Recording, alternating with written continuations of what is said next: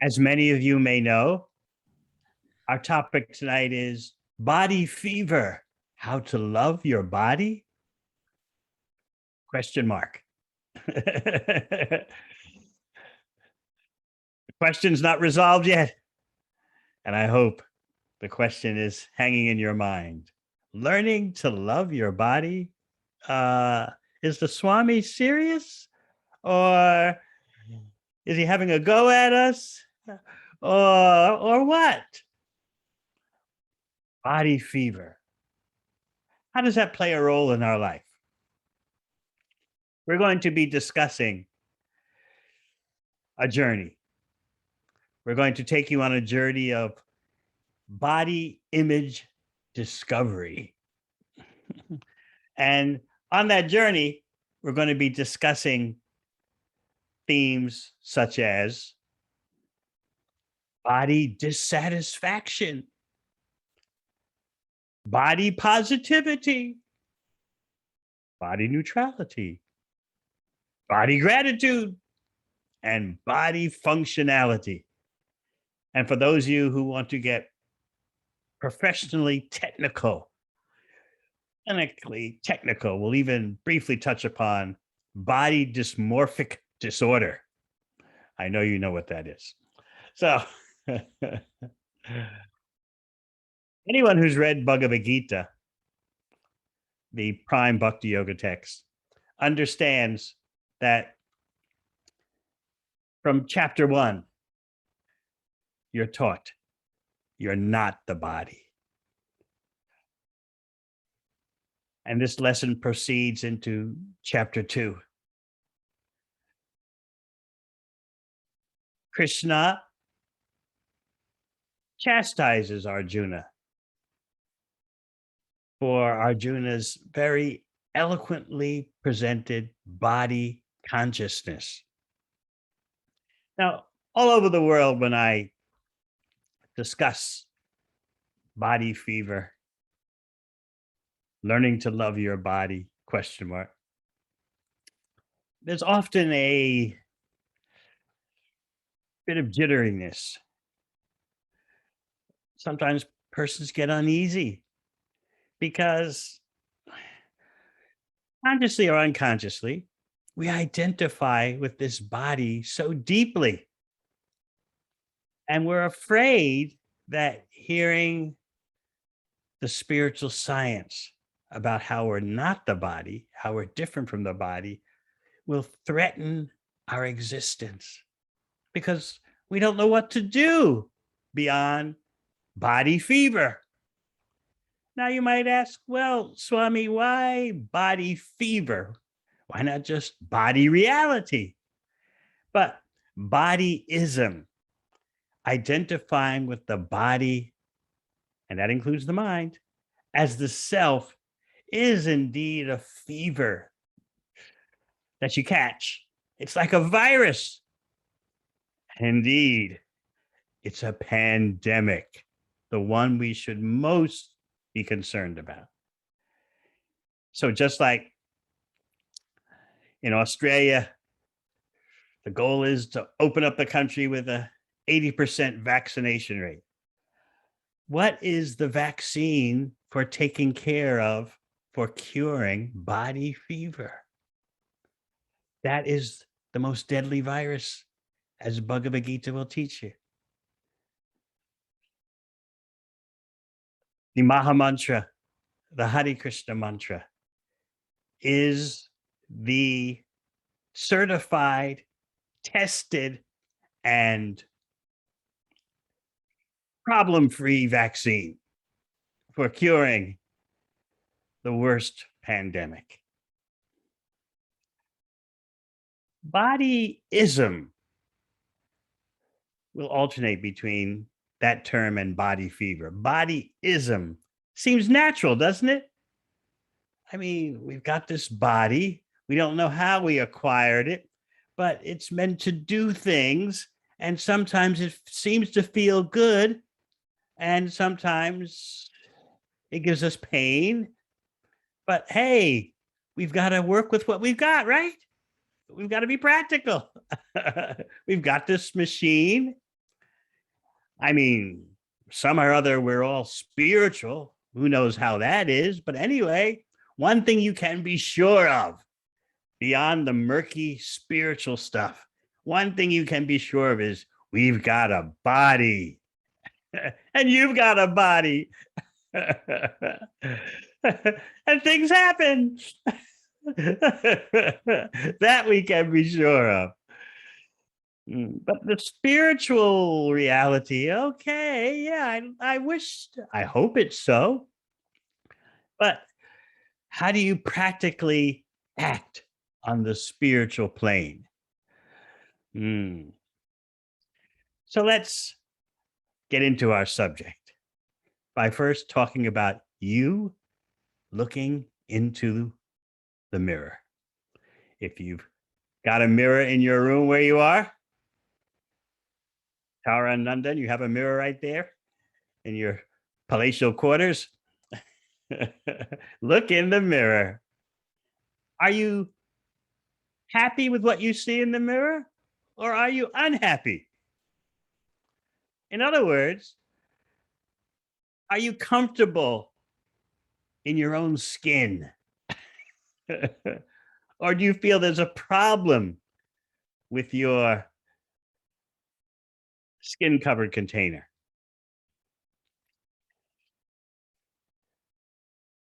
Many psychologists will tell you that it's very difficult. It's actually hard work for most people to be comfortable in their own skin. Because when they look in the mirror, they're not happy with what they see because they're judging their bodily appearance based on what they've seen in the social media or the whatever movies and whatever entertainment they're watching. Next great model or The Bachelor or something. Don't worry, I've never seen them. I just hear about it. So you'd be shocked to know you're not the only one who's feeling this body-ism pressure and discontent when you look in the mirror. So I'm not asking you a philosophical question. I'm just asking for the facts. Do you like the way you look? Oh, wait a minute. Swami, you're getting personal here. You're getting too close to reality. Why don't you talk some lofty philosophy, some esoteric yogic knowledge? No.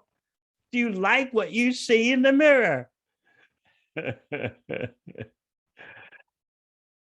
Maybe you immediately notice some flaws. Oh, my nose is too big. My stomach is flabby. My legs are weak. My chest is too small or my chest is too big. There's always some problem with the body, right?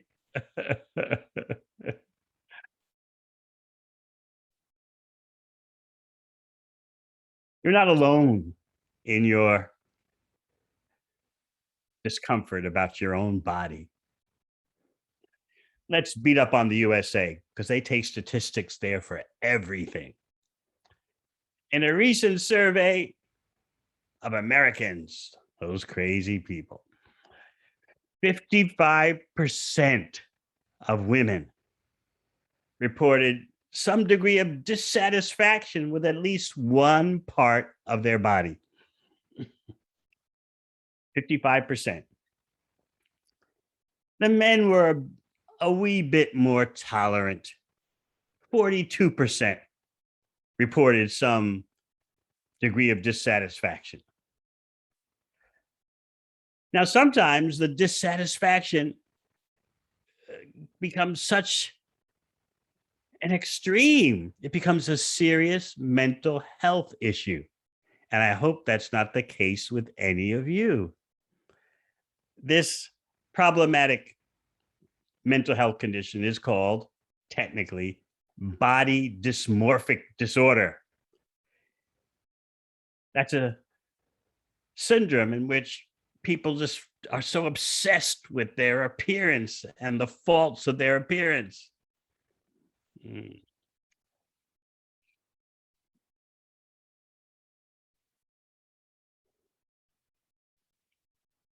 Often, the cure for this rampant pandemic of bodyism and negative bodyism, I don't like how my body looks.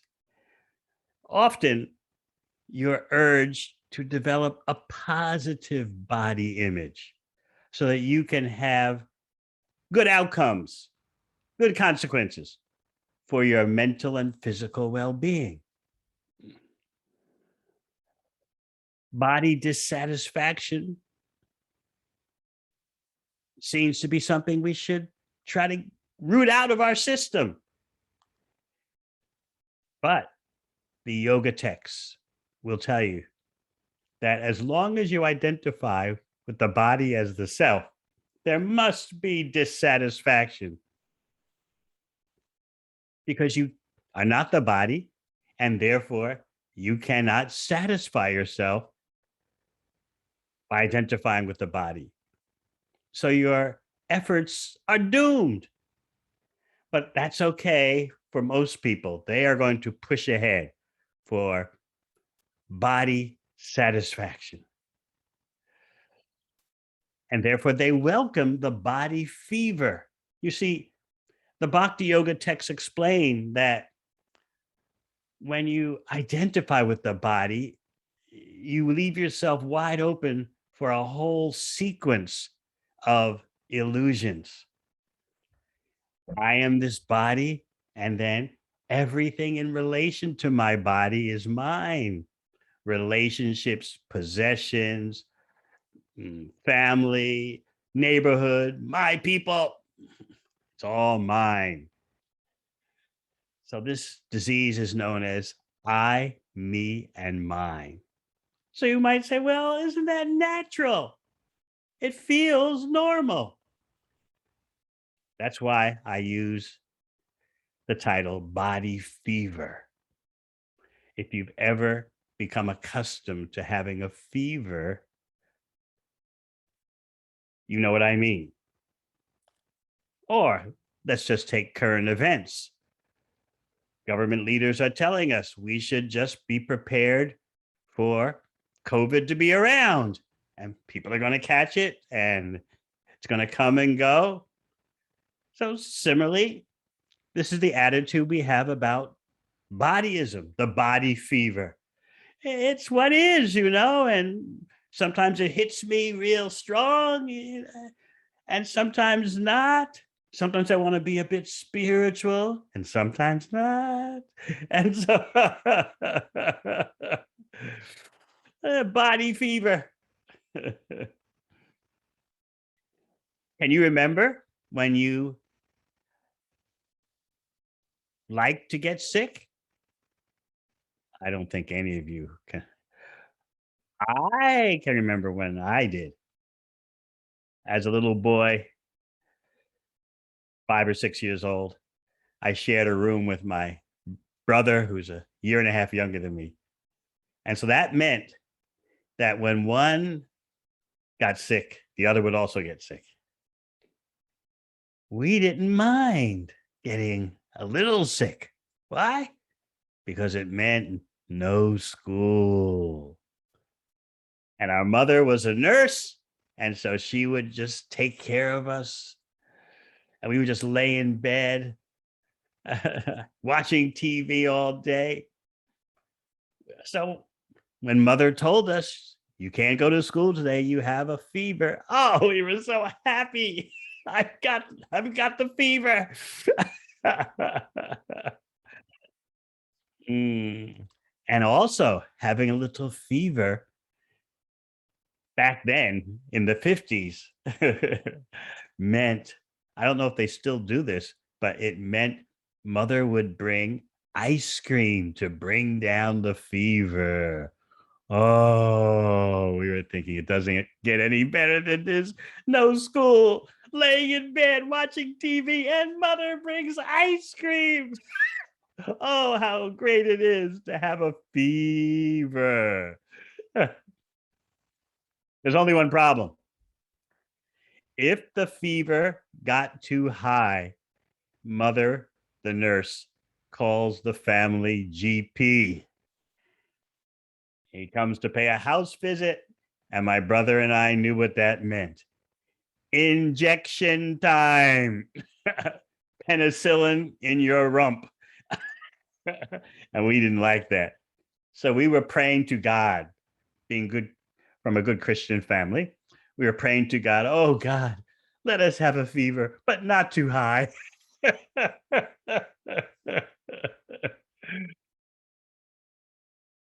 So I give you that example because we've become so accustomed to some degree of body fever.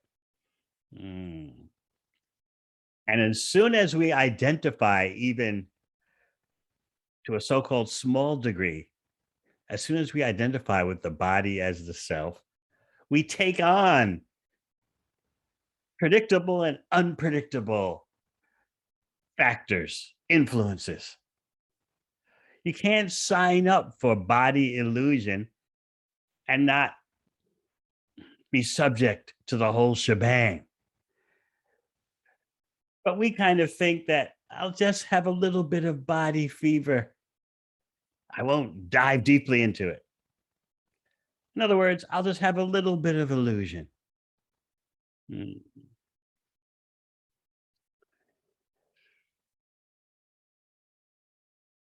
There must be body dissatisfaction because you're not the body and therefore it can't satisfy you.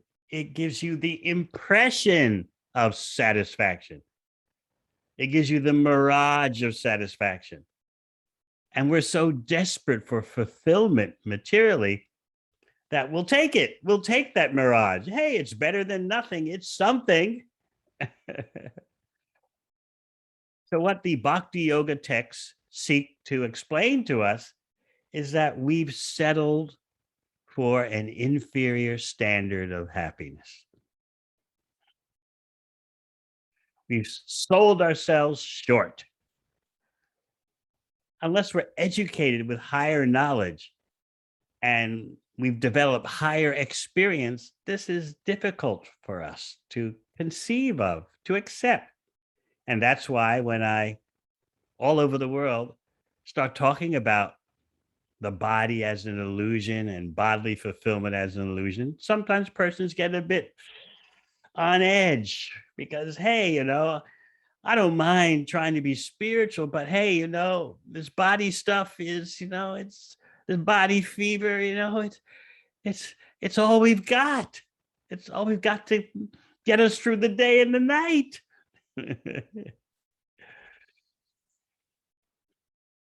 So let's be honest. Let's take a look at how body imaging plays an enormous role in our life. Yes, we want to be spiritual, but isn't it amazing how much bodyism, the body fever, dominates us?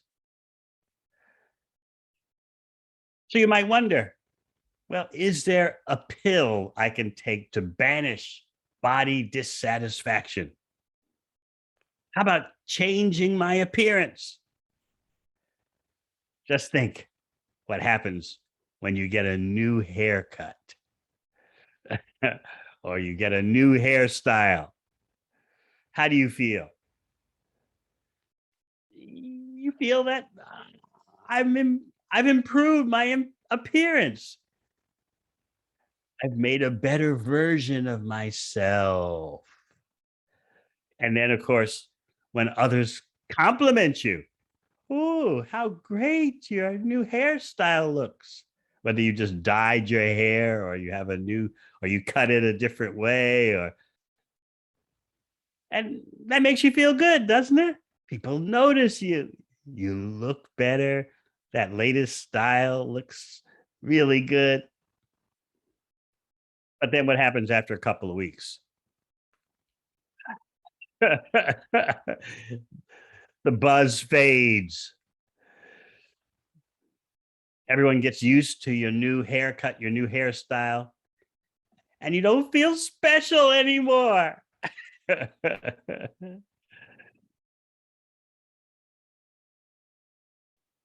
Maybe you're a guy and you start going to the gym and working out and muscle sculpting and body toning and all that. And people start to notice. So you get a short-lived boost to your body image.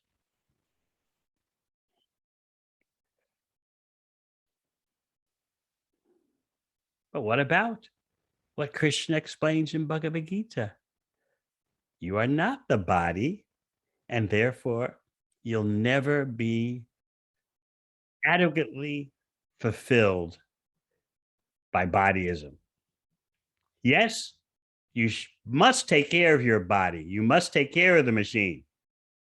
We're not advocating body neglect, but the basics of the yoga knowledge are about freeing yourself from the illusion that you're the body and that body indulgence can fulfill you.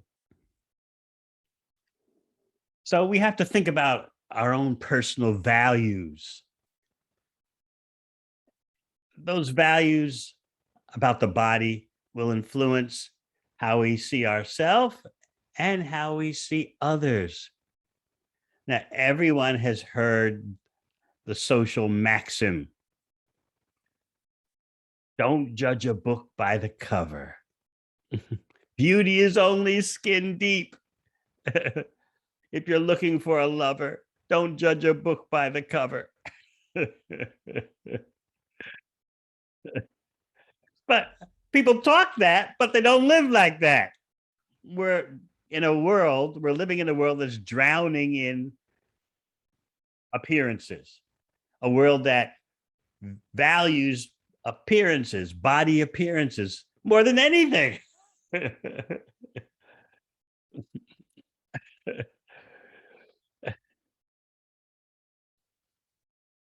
You might meet some person, some prospective significant other, whether temporary or semi-permanent. And can you imagine yourself saying something to him or her like, you set my soul on fire?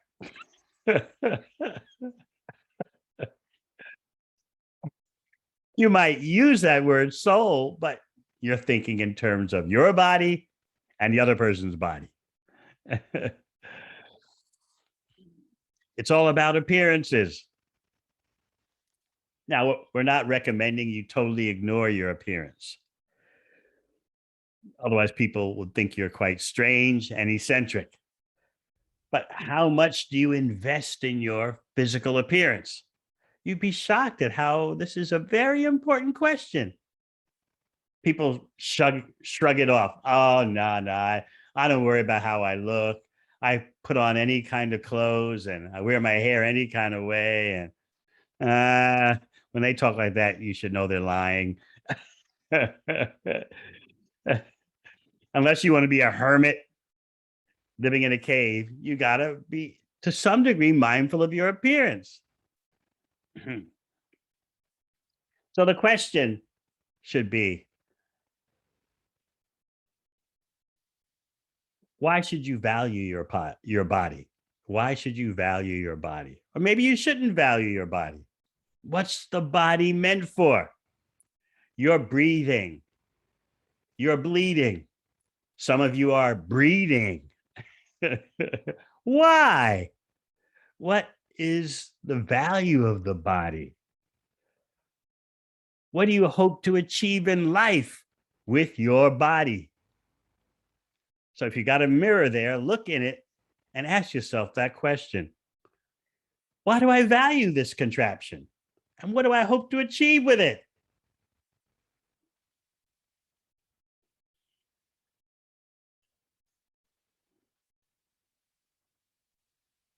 And how do I plan to relate to others? One so-called peace formula for good relations among human beings is this: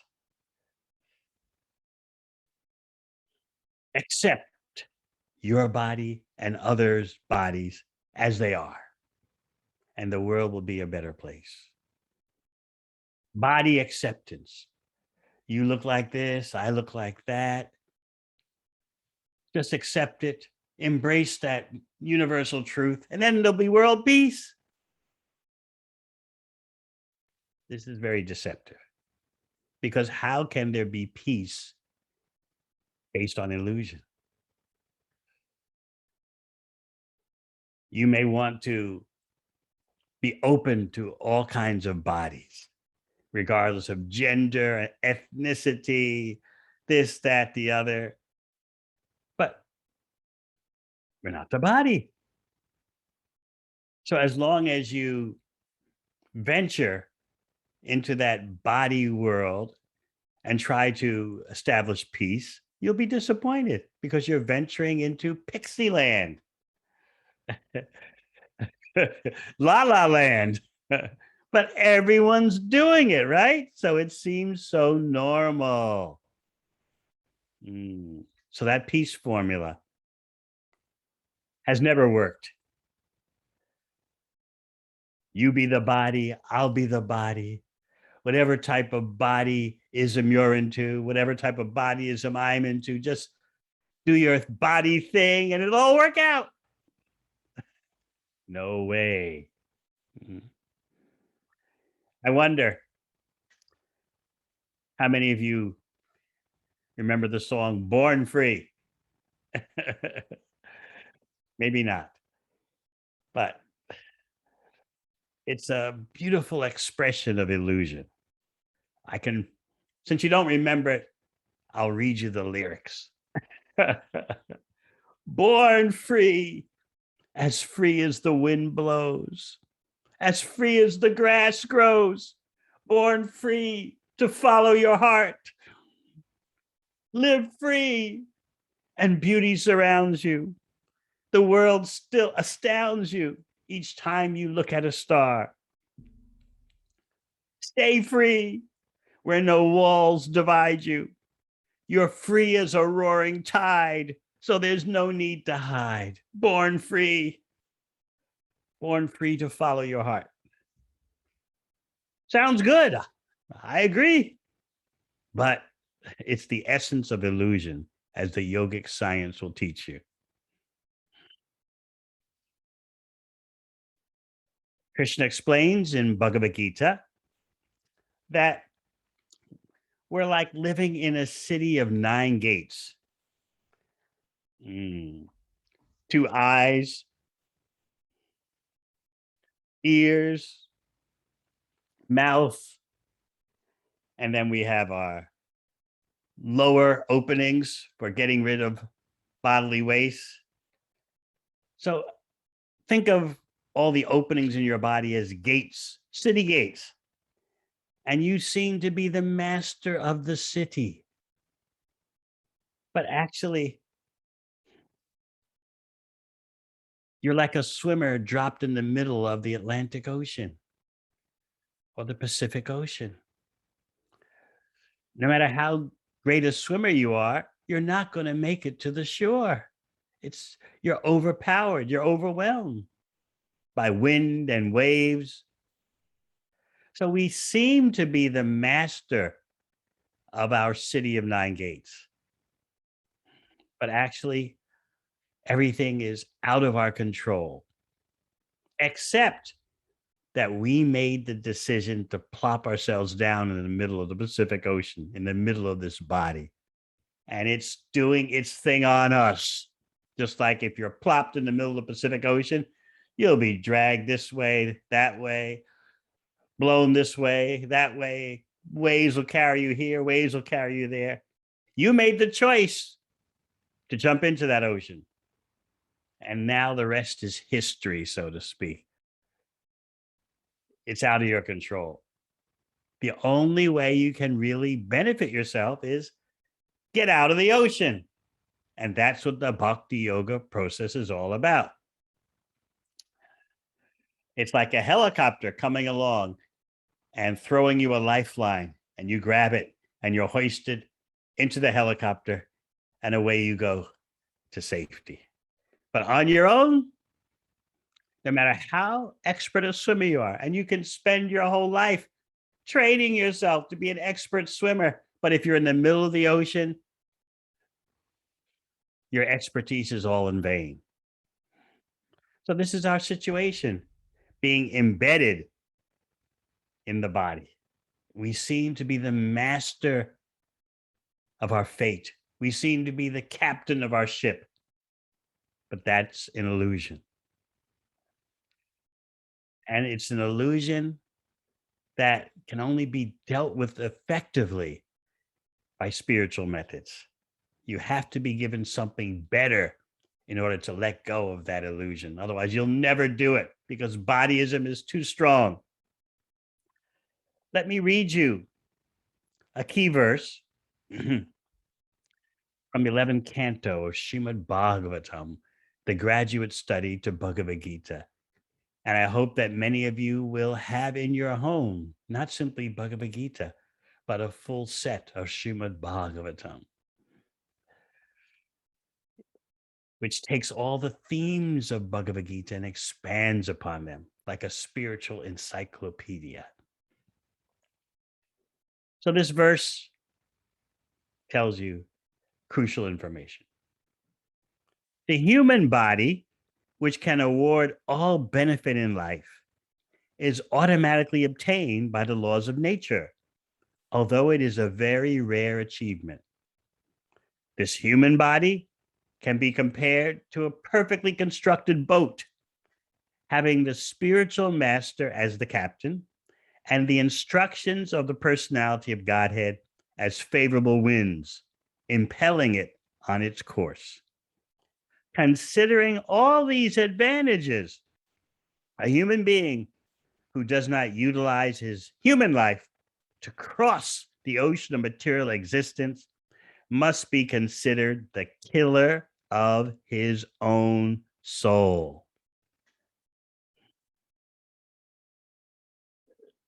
So Srimad Bhagavatam is telling us that the human body brings with it very grave responsibilities. Now, just think about decisions you've made that entail very serious responsibilities. Maybe some of you are parents, and whether you plan to be a parent or not, that children are there is a serious responsibility. Or even those of you who've chosen to marry, a committed relationship, not just by words spoken soon to be broken, but you actually went through some procedure of legal affirmation, and even you may have had a spiritual ceremony also. So all these decisions affect the future significantly, and they're very impactful. But what Srimad Bhagavatam is telling us is that just by our having a human body, we have accepted a grave and serious responsibility. We have this human body, we must become enlightened. So what does this mean about killer of the soul? The Sanskrit terminology is Atma Ha. Atma, many of you know, means the non-material self. Atma Ha means the killer of your non-material self. Now, how can you do that? Doesn't Krishna say in Bhagavad Gita that for the soul, there's never birth nor death? Yes, but you can kill your soul in the sense that you live such a ignorant lifestyle, no matter how flashy, that you're absorbed in total darkness in a death-like state. Death-like because you've ignored your spiritual mission, your spiritual identity, your spiritual needs. So in that sense, you've killed your own soul.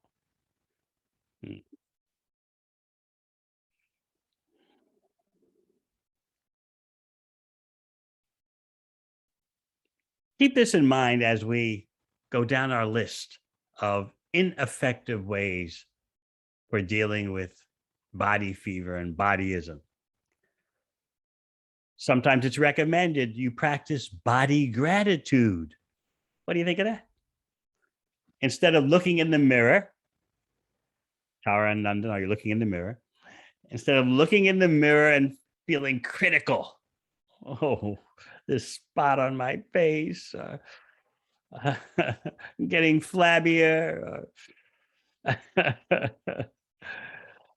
What if you looked in the mirror and felt grateful? Such advocates, those who advocate body gratitude, say you should look in the mirror and focus on the parts of your body that you enjoy. Oh, look at those ears. Yeah, not bad. They're kind of attractive in their own way. As soon as your inner critical voice, as they call it, starts to give you negative thoughts, like, oh, I wish my teeth were whiter, counteract that immediately. I love my hair. So that way you counter that inner critical voice. You're even recommended. I don't recommend this now, but these are the ways of illusion. Create a list of the parts of your body that you like or appreciate. And when you do some daily activity, like what you do every day, you brush your teeth every day. So while you're brushing your teeth, you express gratitude about your body. Oh, I love my stomach, my chest. It really looks good, you know? Yes, these are techniques that are advocated. But if we tell people to please chant the Maha Mantra, oh, very strange. But body gratitude while you're brushing your teeth, oh, my hips. Yeah, I'm really grateful for that. That's okay. So amidst the body gratitude, you're supposed to focus on functionality, body function. Besides just thinking how the body looks, think about what the body does. Okay, you meditate on my lungs breathe, my legs walk and dance, my mouth sings, all the stuff the body does. And in that way, you start feeling grateful as you concentrate on body functionality. I got to admit, this is really dry. It's hopeful thinking. You can't be satisfied in this way. It's like me telling myself, this wrap that I'm wearing, this shawl, yeah, it's function. It's keeping me warm. Uh, it's wool, so it breathes. It's not synthetic. It's me, It is not me. It's external. So whether I feel grateful or not, it's not me. The shawl is not me. It has some use for me, but it's not me. What about the needs, the real needs of the real me?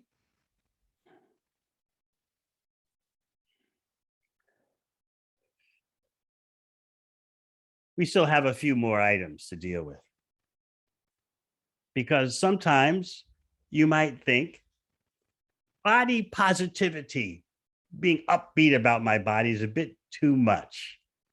Is there some other choice that's not as intense, some milder illusion? Yes, we've got it for you. It's called body neutrality.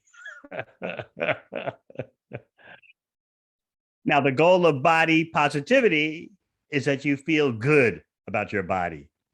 But the goal of body neutrality is to just not really think about your body. Leave it at that.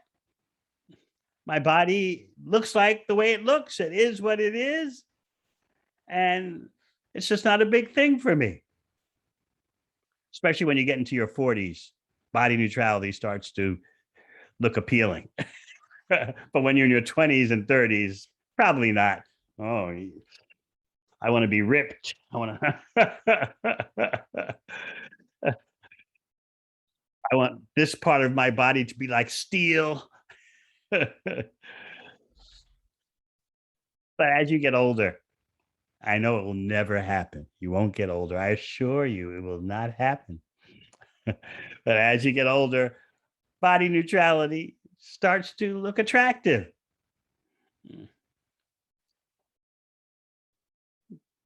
So you're recommended, if you want to try this tonic, to think about self-acceptance. Of course, the self is not the body, but you don't know that. So it's a big step for you to say to yourself, okay, I'm a middle-aged man, professor, lecturer, father of 2 teenagers. No one really cares much about how I look, and I don't care.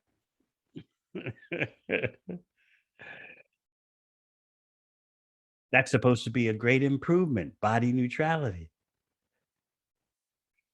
But again, you're just coming up with techniques of illusion to deal with illusion. We do need to take care of our body, but we're not the body. Those are the ABCs of spiritual life. We're different from the body. And therefore, we need spiritual techniques to satisfy the non material, the spiritual self. So, the spiritual self is meant to be in cooperation with the Supreme Spirit. That's what goes on the spiritual platform. Cooperation. Be like a spark dancing in the fire. The spark is not the fire. The spark is tiny and the fire is huge. The yoga texts explain that this is an analogy given to teach you that you are of the same quality as Krishna, but not the same quantity. You're tiny, finite, and Krishna is unlimited. So, the perfection of our life, the pinnacle of the yoga system, is cooperation, harmony between the tiny part and the complete whole. That is the ultimate goal of yoga and meditation. So the Maha Mantra, the Hare Krishna mantra, is sonic therapy for reviving our dormant cooperation. That cooperation between the tiny part and the unlimited whole. We've forgotten it. So therefore, we're like 4-year-old children wandering around in the city on our own. So much danger is there. Everyone knows, little kid, where's your home? Who are your parents? You'll be taken care of. So we're like that little child who's acting as if he or she is an orphan, roaming the streets alone. And Krishna is inviting us, come back, come back. How do we find our way back? I gave you that verse from Srimad Bhagavatam about the human body being compared to a perfectly constructed boat. The purpose of the human body is enlightenment. It's not just to waste your life, waste your time talking about born free as the wind blows. You're stuck in a material situation, which you didn't choose, although it's of your own creation because of your karma.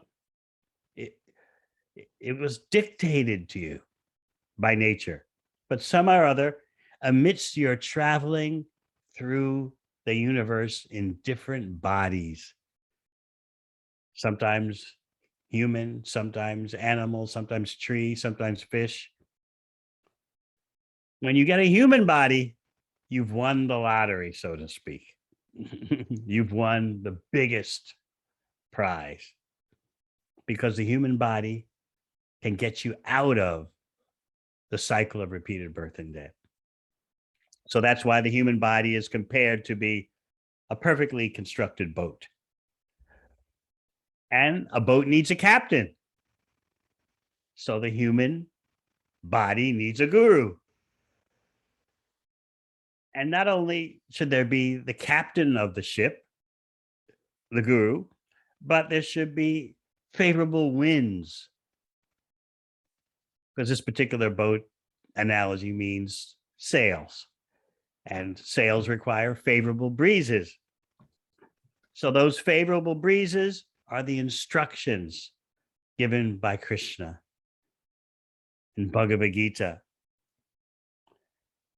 You've got advantages, in other words. You have Krishna's representative. You have the instructions of Krishna. You have the human body, which is designed for enlightenment. If we don't take advantage of all these benefits, if we don't cross the ocean of material existence, then we're considered to be killing our own soul. Living a life in which our real identity, the spirit soul, is so lost to us that it's like we're destroying it, even though it can't be destroyed. Our awareness of it has totally vanished. It seems very difficult. My last point. It seems very difficult to get over body fever. But that's why we have the Maha Mantra, we have Bhagavad Gita, we have the knowledge of a non-material lifestyle. And then you can start to once again glimpse the spiritual plane upon which there is complete cooperation between the tiny part and the complete whole. That is the ultimate meaning of yoga. The very term yoga, as many of you know, means link or connect. But connect with what? Link with what? This is why bhakti is the pinnacle of the yoga ladder and the easiest and ultimate cure to body fever. All right. We want some time for questions. Please ask some questions. Don't be shy. Hi, Krishna Maharaj. Hi, Bo. Yes. I was just contemplating on the story in the Bhagavatam about Jad Bharat and Maharaj Rahugana.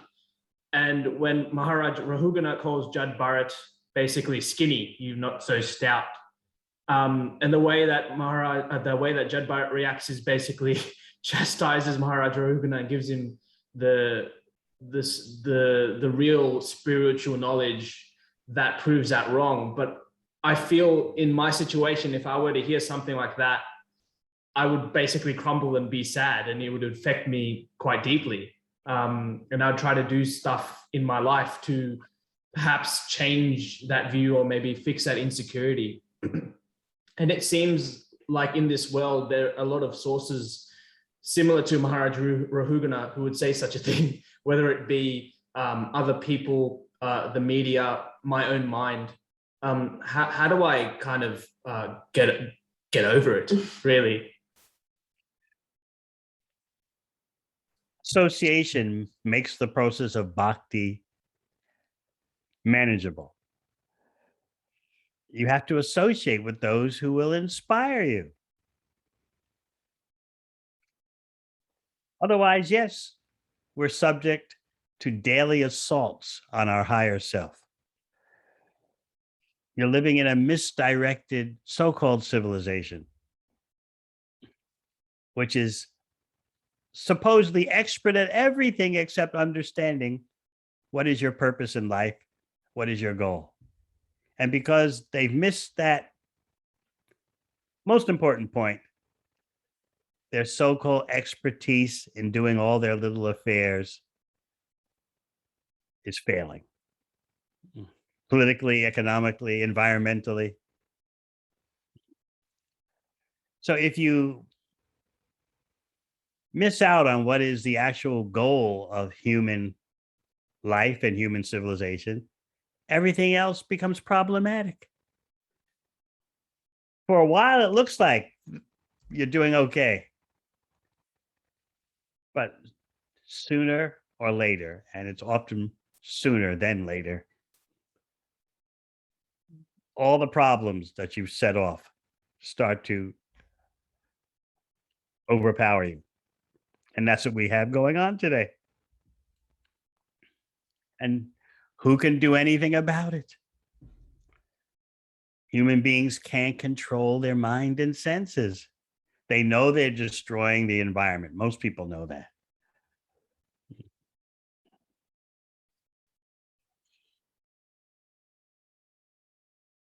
But their solutions can't be effective because the leaders and the followers can't control their mind and senses.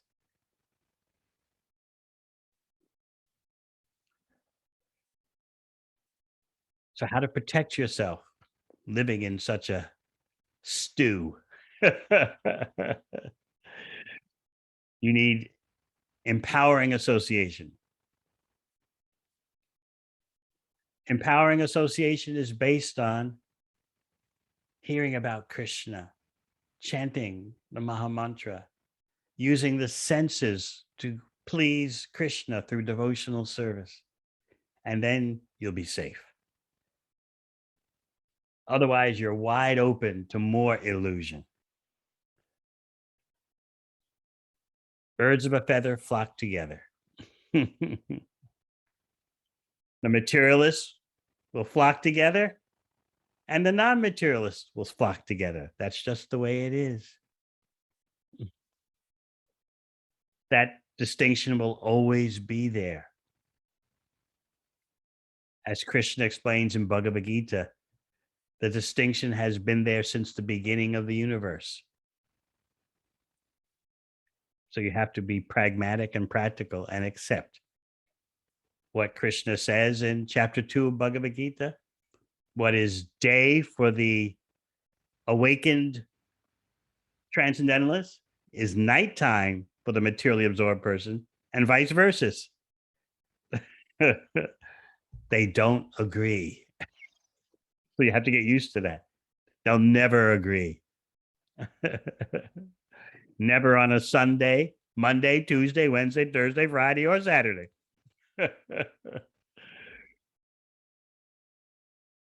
Anything else? Maharaj, if I can quickly add something. My name is Mrigank. I just wanted to tell everyone that you're welcome to put questions into the chat if you're shy to ask them with your mic, although I'm sure Maharaj would like it if you do use your mic and your camera to ask the question. And especially if you're here for the first time, we would like to hear if something stood out to you about the chat. You can put it into the chat or you can tell us about it. No, thank you. That's all I wanted to say. So yeah, if you have any questions, do ask either on the chat or with your mic. Hi, Krishna Maharaj. Yes. Back again. Thank you for the wonderful talk. It's something I really need to hear at the moment.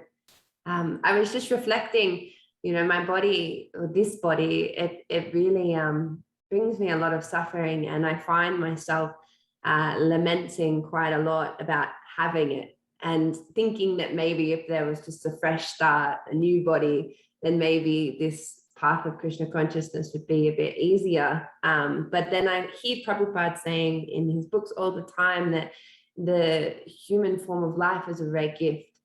And I'm just wondering, how can I cultivate more of that attitude of essentially being grateful for my body looking past its limitations? Be grateful, as this verse I quoted from Srimad Bhagavatam tells you, be grateful because the human body can award the greatest benefit. It's meant for self-realization, and that you can be grateful for. And no, you don't need to wish you had a different body. Best to work with what you've got, utilize the machine you've got in such a way that, as Krishna explains in Bhagavad Gita, upon giving up the present body, material body, you won't take another material body. You'll go to Krishna, the ultimate goal of yoga. So as I pointed out, the human body brings with it grave responsibilities. We've been trained to be so frivolous with our body. And we're bought off so easily with little gratifications, little bodily thrills, like offering a little candy cane to a child. Hey, look at candy cane. And the child thinks, I've got the greatest benediction, the greatest gift in life. I've got a candy cane. We're like that. Adults are very childish, in case you haven't noticed. Little kids can't control their senses, and neither can the adults.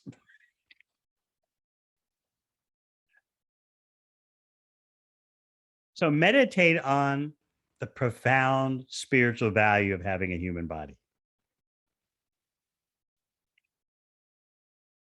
And if you're smart, you want to act in such a way that you don't get another material body.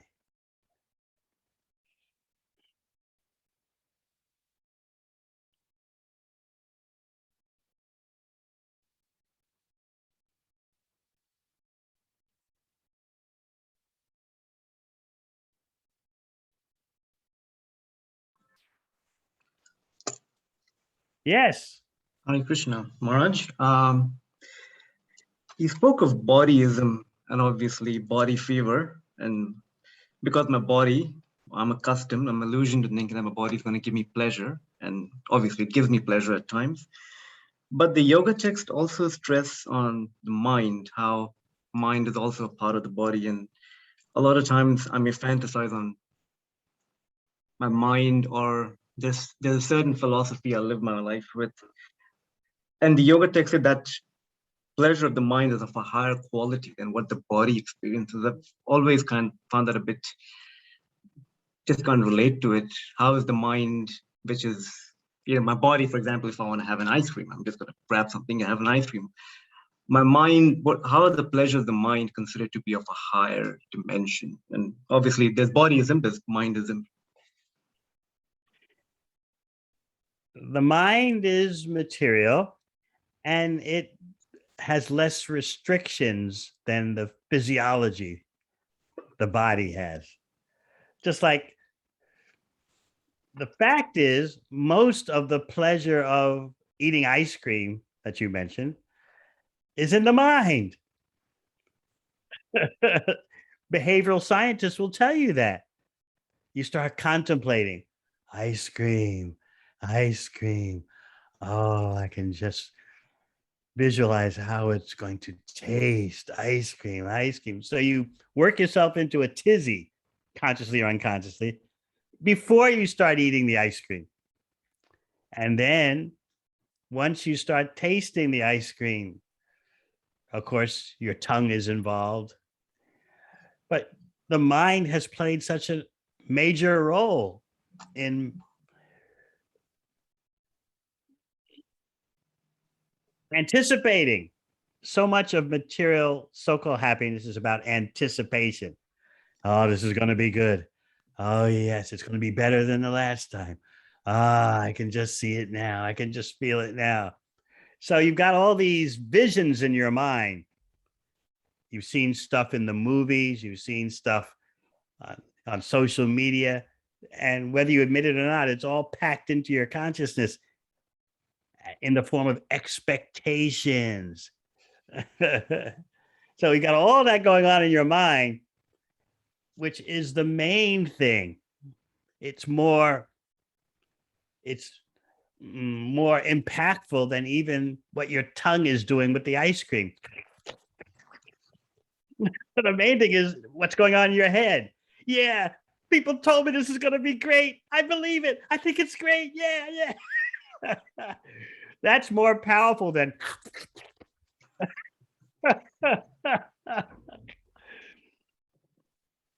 and how much ice cream can your tongue send down to your belly before you get tired of it? And then what does your mind tell you? You need another flavor. Yeah, that's it. Another flavor. But I don't have any more money. That's okay. You need to work harder. Get a promotion at your job, and then you can have more flavors. So in this way, your mind just leads you on and on and on. And then you're hearing about others. They tell you, if you really want to enjoy your ice cream, you do it like this. Everyone is enjoying ice cream. You take all that into your mind. You keep trying. You keep trying because of what's in your mind. Your mind is driving you onward, making you struggle with your senses. Therefore, if you fill the mind with the sound of the Maha Mantra, you can be rescued from this ocean that very few get out of.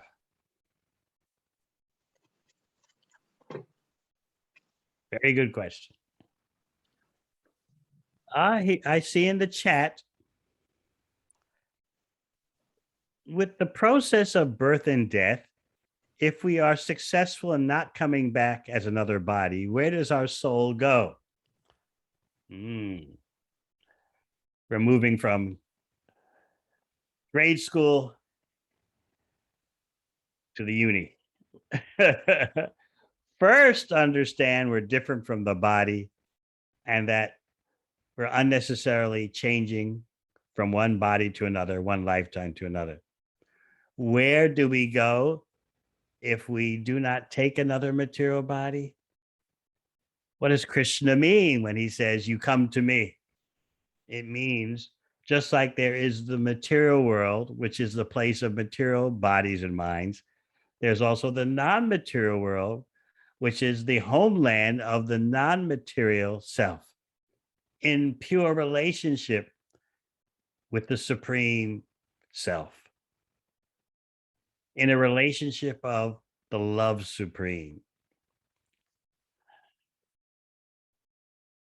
Once you clear out the body illusion, then you can start understanding what is the superior situation, the superior pleasure, the superior satisfaction. What are the activities of the spirit soul in perfection?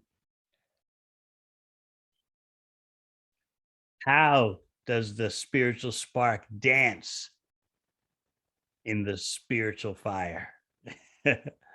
How does the spark dance with the fire in a relationship of pure love?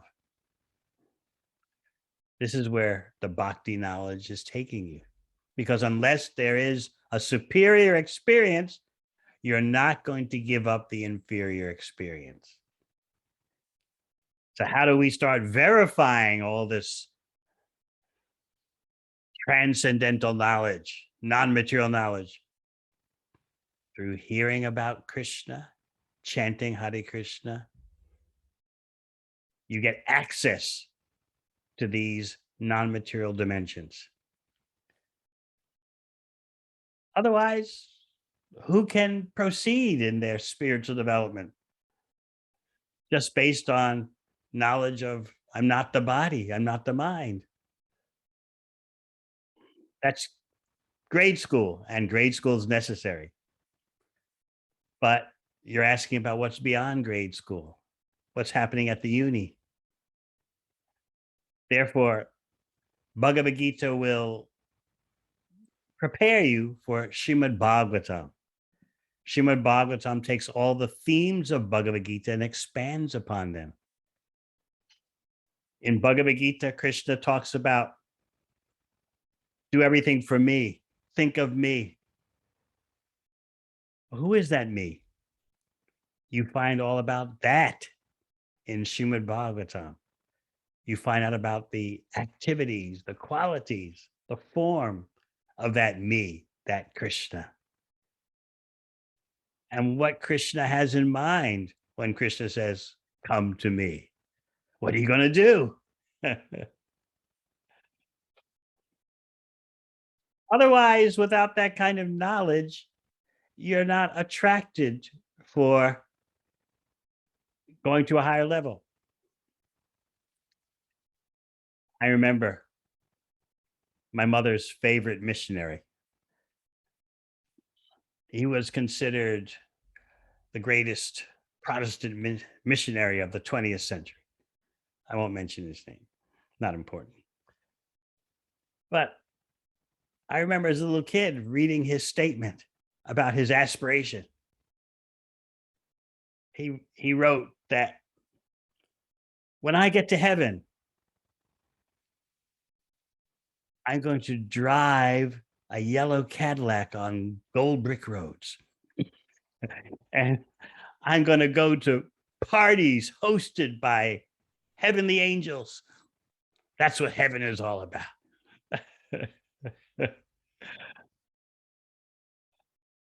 A yellow Cadillac driving on golden brick roads, heading to parties hosted by angels. Doing what? Serving you heavenly champagne or something. In the absence of knowledge of how Krishna is unlimitedly attractive and how Krishna relates to his devotees, absent that knowledge, we just speculate all kinds of material things. I'll be driving a yellow Cadillac.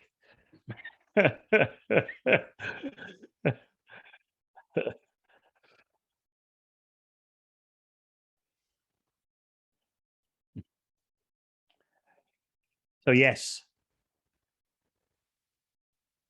we should prepare our knowledge, prepare our lifestyle for reaping the full benefit of the bhakti knowledge.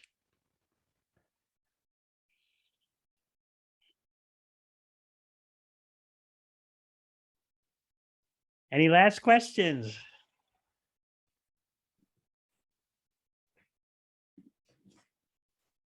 Hare Krishna, Devamrita Swami. Yes. Lovely to see you again. You too. I have a question. So sometimes I find myself getting sensitive, or I guess sensitive is the right word, to outside judgment. But on the contrary, I've also learned recently, I think it's best to use like everything that I am in service of Krishna. And that's the best way to purify myself in this lifetime and to, I guess, be an instrument for Krishna. Do you think that's the right mindset to have, to utilize, anything I am, or even any struggles I've been through, towards a service for Krishna? Well, you first spoke of outside judgment. What exactly are you meaning by that? Well, I feel like the material world, is just like that. You get judged for your age, your gender, your skin color, your wealth or lack of, or beauty or lack of, etc., etc. So I've found myself utilizing it as a tool throughout life to try and work it towards my favor in the right situations. And I don't want to get entangled in that, I guess. And the way I like to, I guess, the way my mind views it now is to just utilize everything that I am in Krishna's service, and just to remember that I don't own any of it, no matter what it is. Yes, whatever you have using Krishna's servants, your talents, your skills, your resources. The yoga texts, especially Srimad Bhagavatam, tell us, pranar artar diya vacha. That Sanskrit means you offer to Krishna prana, your life itself. Artar, your wealth. Diya, your intelligence. Vacha, your words. If you can offer all those, great. Otherwise, at least 1 out of 4, 2 out of 4, 3 out of 4. As far as dealing with the world of appearances, that's something you have to tolerate. How can you expect anything different from people? They don't know anything else. They look at you as if you're the body. They're thinking, what can this body do for me? That's just the way the material world is. Is this body having potential for me in some kind of way, or is this body not? Will this body I'm looking at help me achieve my goals, or will this body I'm looking at impede or interfere with my goals? So even people start relationships that seem to be favorable. We'll work together in attracting happiness and beating off distress together. It starts out favorable, but sooner or later, the reality reveals itself. What are you doing for me? How much are you doing for me?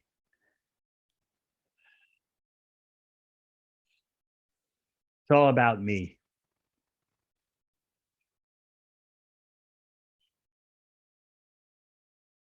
So this is the way of the material world.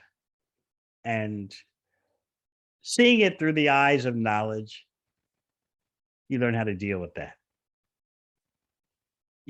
How can you expect anything different when people have no higher knowledge, no higher lifestyle? So they are going to look at you in that way.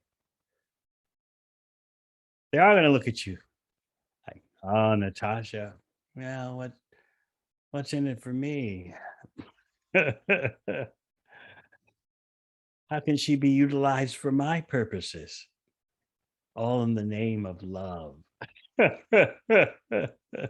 That's what goes on. Everyone's in predator consciousness, in case you haven't noticed. They have to act that way because they're under the spell of material nature.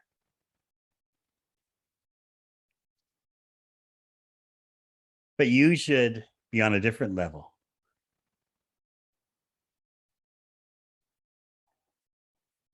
And that way, not only can you help yourself, but you'll be able to help others. Be the change that you want to see in others.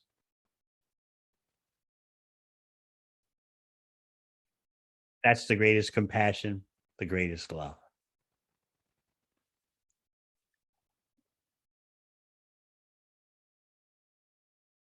All right.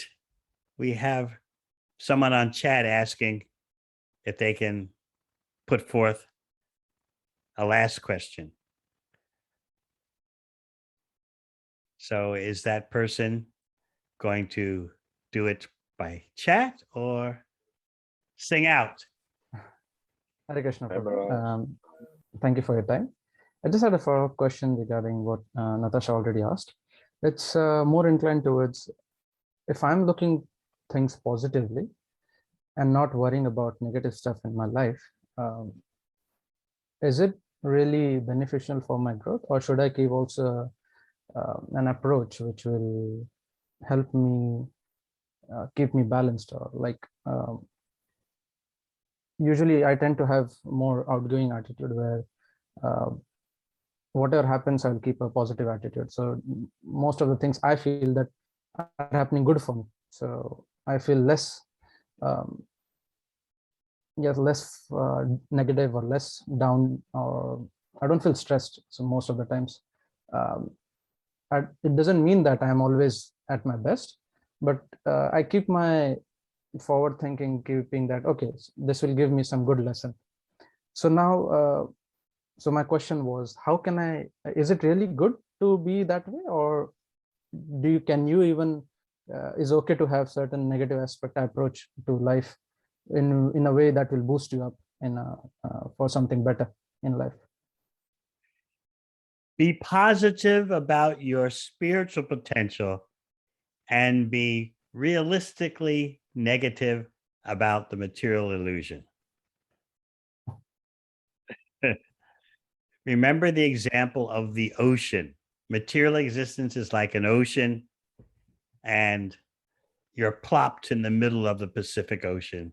No matter how positive you are about your swimming skills, you're not going to make it to the shore. You have to be plucked out of the ocean. So be positive about your spiritual potential. But as for your material potential, it can't last, right? You'll lose it all. So why not use this temporary human body for what it's meant for?